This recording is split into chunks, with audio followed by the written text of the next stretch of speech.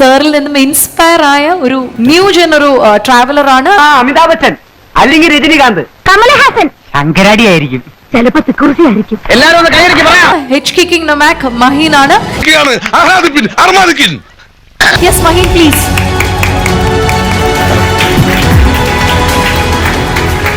ഏതൊക്കെ കൺട്രീസ് പോയിട്ടുണ്ട് സാർ? ഇരിക്കുകയാണ്. ഏകദേശം ഒരു 85 രാജ്യങ്ങളോളം ഇപ്പൊ സഞ്ചരിച്ചിട്ടുണ്ട്. നോർത്ത് ഇന്ത്യയിലൊക്കെ പൂജയ്ക്ക് പോകാറുണ്ടോ? ആണല്ലേ? ഏതൊക്കെ കൺട്രീസ്? പെട്ടെന്ന് ഏറ്റവും ഇമ്പോർട്ടന്റ് ആയിട്ടുള്ള ഒരു 3-4 കൺട്രീസ്. കുളു, മണാലി, ആഗ്ര. നോർത്ത് ഇന്ത്യയിലെ പുണ്യസ്ഥലങ്ങളായ കേദാർനാഥ്, ഹരിദ്വാർ, രാമേശ്വരം, അളകാപുരി, മിഥിലാപുരി, അമൃതാപുരി, പാനിപൂരി, ബേൽപൂരി, മസാൽപൂരി. അപ്പൊ ഇതൊക്കെയാണ് എനിക്ക് തോന്നുന്നു പെട്ടെന്ന് പറയാനായിട്ടുള്ള കുറച്ച് രാജ്യങ്ങൾ. എനിക്ക് തോന്നുന്നു സാറിന്റെ യാത്രകൾ ഞാൻ പലപ്പോഴും കാണുന്ന ആളാണ്.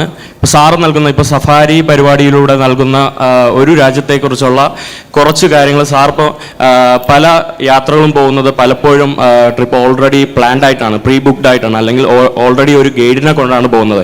അപ്പം നമ്മൾ ഓൾറെഡി ഒരു ഗൈഡിനെ കൊണ്ട് ഒരു സ്ഥലത്തെ സാഹചര്യം വീക്ഷിക്കാനായിട്ട് നമ്മൾ പോകുമ്പോൾ നമ്മൾ ഒരു പരിധി വരെ അവിടെ താമസിക്കാതെ നമ്മൾ എടുക്കുന്ന കാഴ്ചകളും അത് മറ്റുള്ളവരിലേക്ക് കൊടുക്കുമ്പോൾ അതിൻ്റെ ഒരു യഥാർത്ഥ ഒരു റിയാലിറ്റി മാറുന്നുണ്ടോ എന്ന് ഞാൻ പലപ്പോഴും എന്താ പറയുക ചിന്തിച്ചിട്ടുണ്ട്. അപ്പൊ അതിനെക്കുറിച്ചാണ് എനിക്ക് ചോദിക്കാനുള്ളത്. ആവേശം കൊണ്ട് ഓരോന്ന് വിളിച്ചു പറഞ്ഞ് തടിയേടാക്കണ്ട, പണിയെടുക്കാതെ ജീവിക്കാൻ നോക്ക്. അങ്ങനെ നിർബന്ധമില്ല. ഇപ്പൊ നമ്മൾ ഒരു ആളിൽ നിന്ന് കേൾക്കുന്ന അത് മാത്രം അതുപടി ടെലികാസ്റ്റ് ചെയ്യുകയല്ല ചെയ്യുന്നത്. നമ്മൾ അതിനെ ക്രോസ് ചെക്ക് ചെയ്യും. അതിന് നിരവധിയായ സാധ്യതകളുണ്ട്. ഇപ്പൊ നമ്മൾ ഇപ്പോൾ ഒരു ഗൈഡിന്റെ ഒപ്പം ആയിരിക്കും യാത്ര ചെയ്തിട്ടുണ്ടാവുക.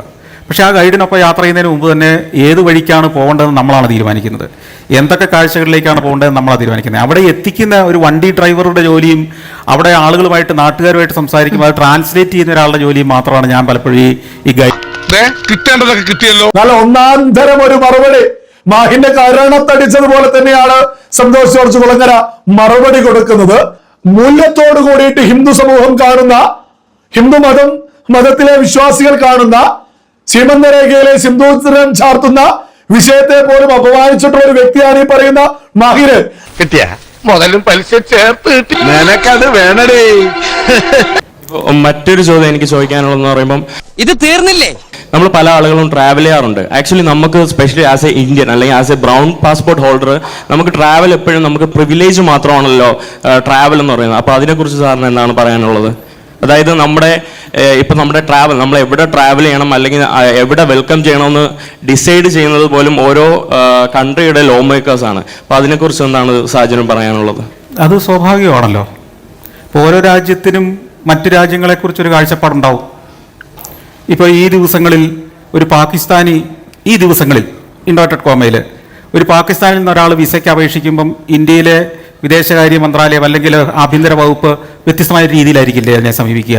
2 തവണ ചിന്തിക്കും, പലതവണ പരിശോധിക്കും ഇയാൾ എന്തിനു വരുന്നു എന്ന് പറഞ്ഞ പോലെ തന്നെ ഓരോ രാജ്യത്തിനും അവരുടെ പോളിസികളുണ്ട്. ആ പോളിസി ആ രാജ്യത്തിൻ്റെ നന്മയ്ക്ക് വേണ്ടിയാണ്. അല്ലാതെ യാത്ര ചെയ്ത് വരുന്ന ഒരാളുടെ നന്മയ്ക്ക് വേണ്ടിയോ ആ രാജ്യത്തിന് വേണ്ടി നന്മയ്ക്ക് വേണ്ടിയോ അല്ല ഒരു രാജ്യവും നിയമങ്ങൾ ഉണ്ടാക്കുന്നത്. എനിക്ക് ഇതിന്റെ വല്ല ആവശ്യം ഉണ്ടായിരുന്നു. Thank you so much for coming. So all the best. Thank you sir. കൊള്ളാം, അല്ലെങ്കിലും ഗുരുഭക്തി നല്ലതാ. സന്തോഷ് ജോർജ് കുളങ്ങരയെ പോലെയുള്ള ഒരു വ്യക്തി ഒരു യാത്ര അല്ലെങ്കിൽ ചരിത്രം, ഒരു രാജ്യത്തെ കുറിച്ച്, ഒരു പ്രദേശത്തെ കുറിച്ചൊക്കെ കാര്യങ്ങൾ തുറന്നു പറയുന്നതൊക്കെ തെറ്റാണ് എന്നൊക്കെ പറയാൻ മാത്രം ഇവന്റെയൊക്കെ ഉള്ളില് ജിഹാദിസം വളർന്നു എന്നല്ലേ? നിന്റെ ഈ തറ വളിപ്പടി ഉണ്ടല്ലോ, നേരവും കാലവും നോക്കാതെ എഴുന്നള്ളിക്കുന്ന തമാശ, അതിനെ കിട്ടണം പെടാ.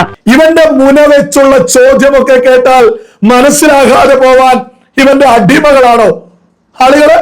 സന്തോഷ് ജോർജ് കുളങ്ങരക്ക് ഒരു വ്യക്തിയുടെ ചോദ്യം കേട്ടാ മനസ്സിലാവും ഏത് തരത്തിലാ ചോദ്യം വരുന്നത്.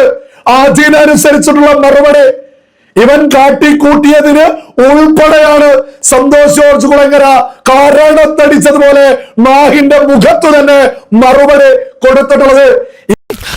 എല്ലാവർക്കും സന്തോഷമായല്ലോ. എനിക്ക് സന്തോഷമായി. എല്ലാവർക്കും പിരിഞ്ഞു പോവാം.